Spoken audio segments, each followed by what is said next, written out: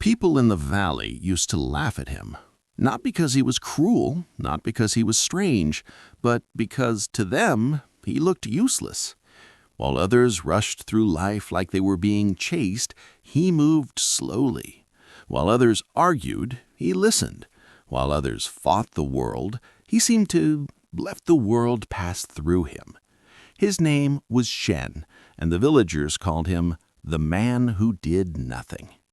Wei found Shen at the river just before sunset.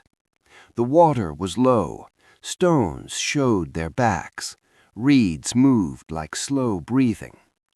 Wei didn't greet him. He was pacing, jaw tight the way it gets when you've been right for too long. "Uncle Shen," he said, "I argued with a fool today." Shen didn't look up. He flicked a pebble into the river. It vanished with a soft plop. Wei spoke fast, like the story would scorch him if he held it. "In the market, a man started shouting nonsense. He insulted my work. He twisted my words. He laughed when people looked at me."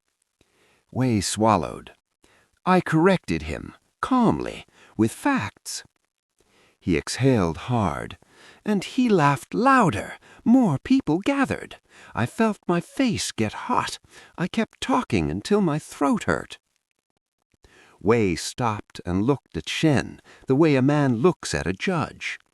"I won every point," Wei said, "but somehow I lost."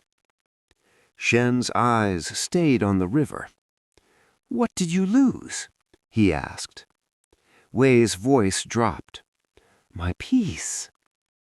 A breeze passed. The reeds bent.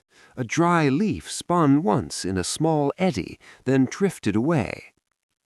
Shen reached into his sleeve and produced a small clay cup. He poured tea from a dented kettle. The tea was thin and dark. Steam rose, then disappeared into the cooling air like a thought that refused to stay. Shen spoke as if he was not teaching, as if he was remembering. "This reminds me of a story about Confucius." Wei's anger paused, just for a breath, like a dog hearing an unfamiliar sound. Shen said, "Listen." Long ago, when roads were dirt and kingdoms were pride, Confucius traveled from state to state, not as a general, not as a merchant, as a teacher.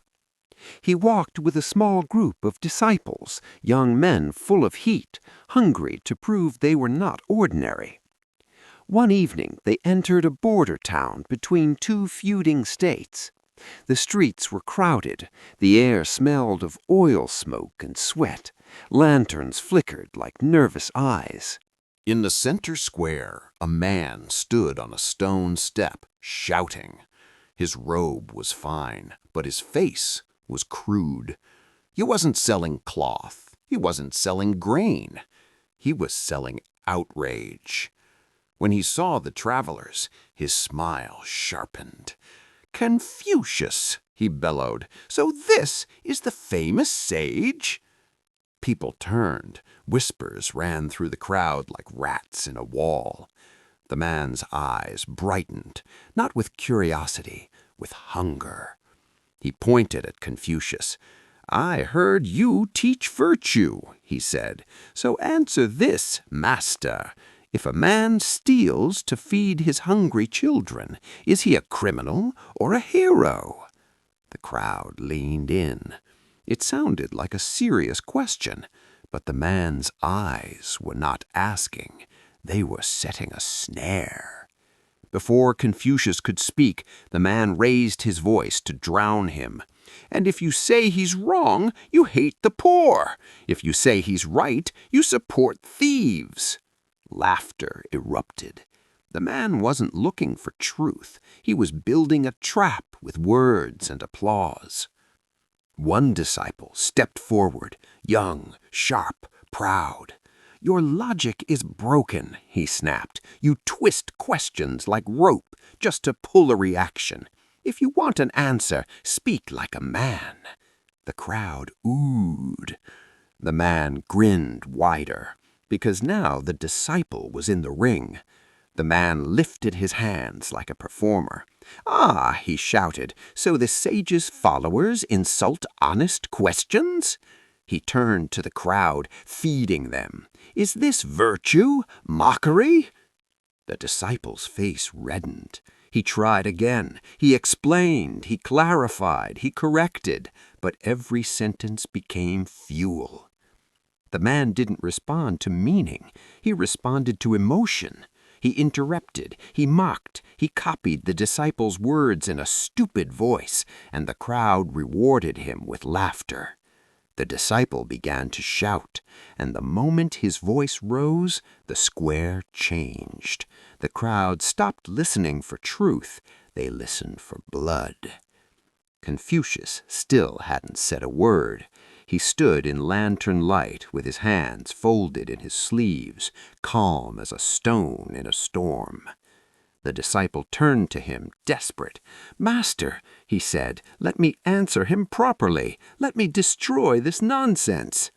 Confucius looked at him, not angry, not proud, just disappointed in a quiet, surgical way.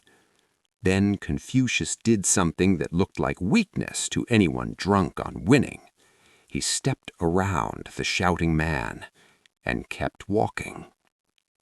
A disciple grabbed his sleeve, hissed, "Master, everyone is watching. If we leave now, they will think we are afraid. They will think he won." Confucius didn't stop. He only said one line so softly it barely traveled past the lanterns. He said, "Some minds are not searching for light. They are searching for a fight." Behind them, the shouting grew louder. "Run! The sage runs!" The crowd laughed again, but the laughter sounded thinner now, hollow, because the performer had no opponent left. A fire needs oxygen, and Confucius had removed it. Outside the town, the road narrowed into dark fields. Crickets began to sing. The air cooled. The disciple walked fast, still burning. He couldn't accept it. Finally he said, "Master, why did you let him humiliate us? Why didn't you answer? You could have silenced him." Confucius stopped. The group halted. He bent down and picked up a small stone from the road. He held it in his palm. Then he asked, "If I throw this at you and you catch it," he paused, "who owns it now?" The disciple frowned. "I do." Confucius nodded. "And if I throw you an insult," he said, "and you catch it," his eyes met the disciple's, "who owns it now?" Silence. The disciple understood and hated that he did. Confucius placed the stone back on the road. Then he said, simple and cold, like water poured on a thiever, "When you argue with a fool in public," he said, "two fools are performing." No explanation, no comfort. The disciples lowered their eyes to the dirt road as if suddenly aware of their own footprints. Confucius resumed walking. The town behind them became only small orange dots in the dark. The barking laughter faded into wind. Back at the river, Wei's face had changed, not from anger to joy, from anger to embarrassment, not romance, shame. He could feel the market again, the heat in his cheeks, the way his facts had turned into blades. Wei spoke quietly. "So what should I do next time?" Shen watched the river as if waiting for the current to finish its sentence. Then he said, "Ask one question." Wei leaned in. "Is he trying to understand or trying to win?"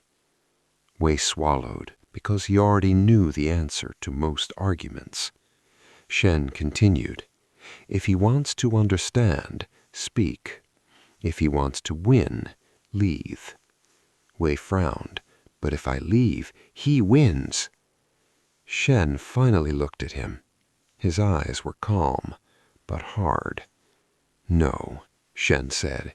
"He wins when he steals your peace and makes you defend your ego." Wei's shoulders loosened slightly, as if a knot had been caught. Shen added, "Your wisdom is not proved by your ability to crush a fool. It is proved by your ability not to become one." Wei stared at the river. A leaf bumped a stone, spun once, then slid past without fighting. Wei nodded slowly. He felt something in him resisting, then letting go.